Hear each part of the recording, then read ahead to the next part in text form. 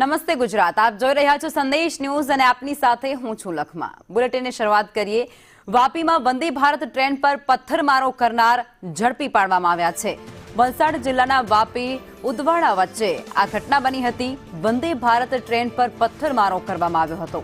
પથ્થરમારો કરનાર વ્યક્તિને ઝડપી પાડવામાં આવ્યા છે અને એ ટ્રેન પર પથ્થરમારાની આખી ઘટના જે સીસીટીવીમાં કેદ થઈ હતી। પોલીસે સીસીટીવીના આધારે બંને આરોપીને ઝડપી પાડ્યા છે।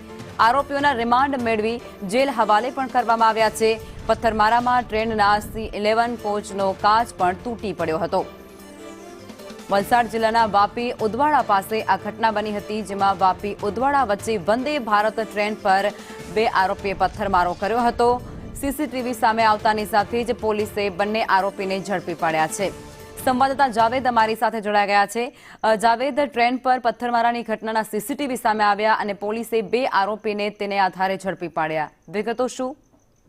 જી બિલકુલ સાચી વાત છે। 27 જાન્યુઆરીની આ ઘટના છે, જ્યારે ગાડી નંબર 22-962 જે વંદે ભારત એક્સપ્રેસ ટ્રેન છે તેના ઉપર પથ્થરમારો થયો હતો અને કાચ તૂટી ગયો હતો।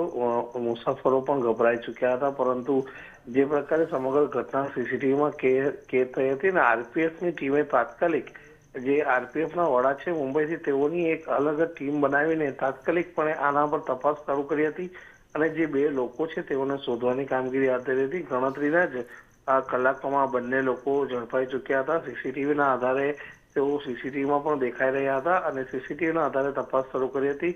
હાલ જે છે બંનેની ધરપકડ કરી છે અને બંનેને જેલ હવાલે કર્યા છે। જી આભાર।